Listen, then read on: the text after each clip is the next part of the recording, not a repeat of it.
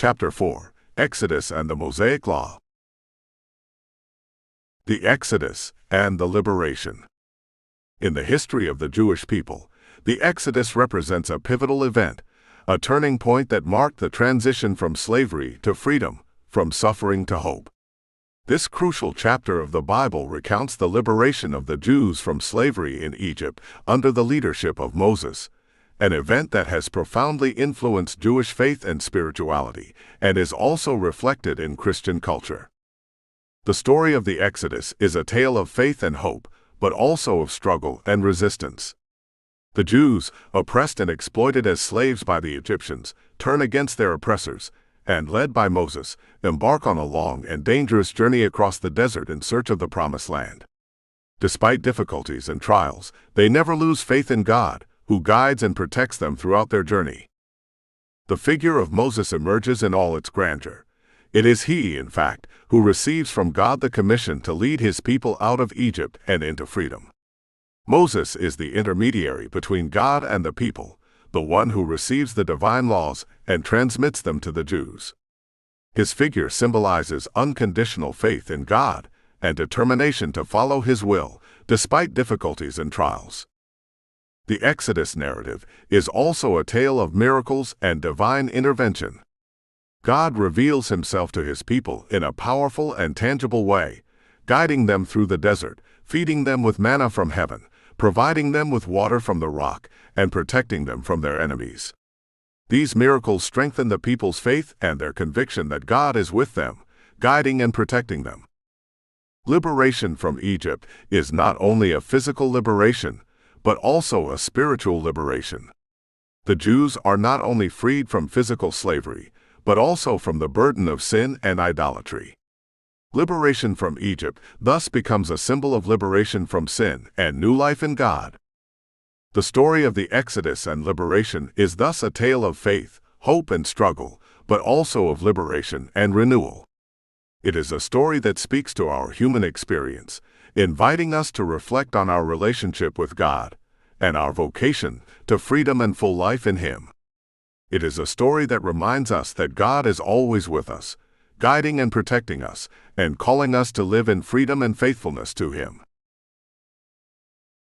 The gift of law.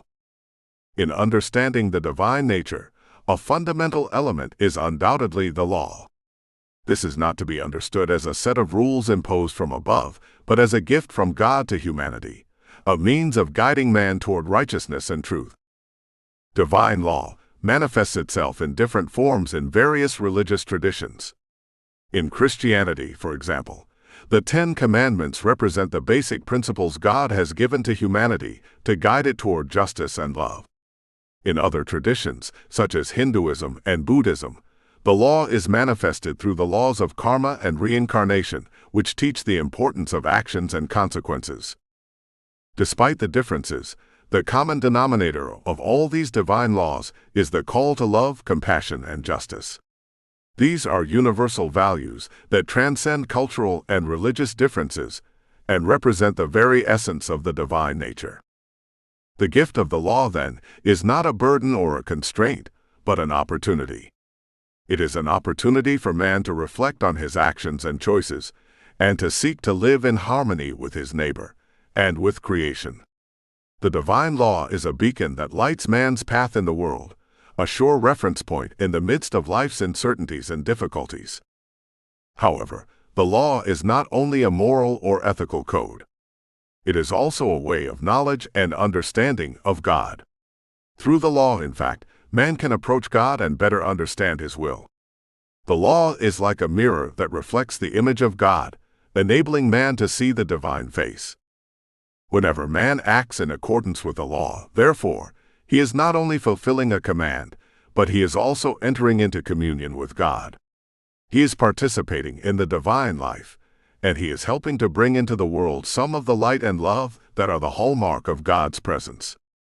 It is important, however, not to fall into the mistake of reducing the law to a simple set of rules to be obeyed. The law is much more. It is a path of spiritual growth, a path of purification and sanctification. It is an invitation to live authentically and deeply, to always seek the truth and to put oneself at the service of one's neighbor. In this sense, the gift of the law is a gift of great value because it helps us live more fully and meaningfully. It enables us to discover the beauty and depth of life and guides us toward discovering the face of God. The tabernacle and worship. In the Old Testament, the tabernacle represents a sacred place, a refuge for the encounter between God and man. The construction of the tabernacle is described in the book of Exodus, where God gives detailed instructions to Moses on how it should be built. The tabernacle was not just a building, but a place of worship and sacrifice, a tangible reference to God's presence. The tabernacle was divided into two parts, the Holy of Holies and the Holy. In the Holy of Holies, in the center of the tabernacle, was kept the Ark of the Covenant, which contained the tablets of the law given by God to Moses on Mount Sinai. This area was considered the holiest place, where only the high priest could enter once a year on the Day of Atonement. The Holy, on the other hand, was the area where the priests performed daily rites. Worship in the tabernacle was centered on sacrifices. The worshippers brought faultless animals such as sheep, goats, or bulls, which were sacrificed as offerings to God. These sacrifices represented the atonement for the sins of the people and their dedication to God. It was a daily ritual that constantly reminded the people of their dependence on God for purification and salvation. However, the tabernacle was not only a place of sacrifice, but also a place of prayer and communion with God. The faithful came to pray, to seek counsel from God, to thank Him for His benefits, or to ask for His help. The tabernacle was a place of encounter with God, a place where man could approach God and feel His presence. In the New Testament era, the meaning of the tabernacle takes on a new dimension. With the incarnation of Jesus Christ, God becomes man and dwells among us. The tabernacle becomes a symbol of God's real presence among His people. Jesus, the true tabernacle, offers the perfect sacrifice for the atonement of the sins of the world. The practice of worship in the tabernacle has been replaced by worship in the church, but the meaning remains the same. The church, like the tabernacle, is a place of encounter with God, a place of prayer and communion. The sacraments, especially the Eucharist, are the new sacrifices that unite us with God. Ultimately, the tabernacle and worship are tangible expressions of our relationship with God. They represent our need to draw near to God, to recognize His holiness, and to offer our lives as a sacrifice to Him. It is through tabernacle and worship that we can truly see the face of God. The Promised Land. At the heart of the Christian faith is God's promise of a promised land, a place of peace and abundance where tears will be wiped away and suffering will be a distant memory. This promise is the lifeline for many believers, a light that shines in the darkness of difficult times. The Promised Land is not just a physical place, but a spiritual concept.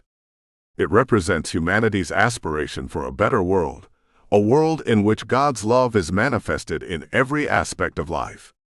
This vision of paradise is what drives believers to live according to Christian principles, hoping to one day reach this land of peace and abundance.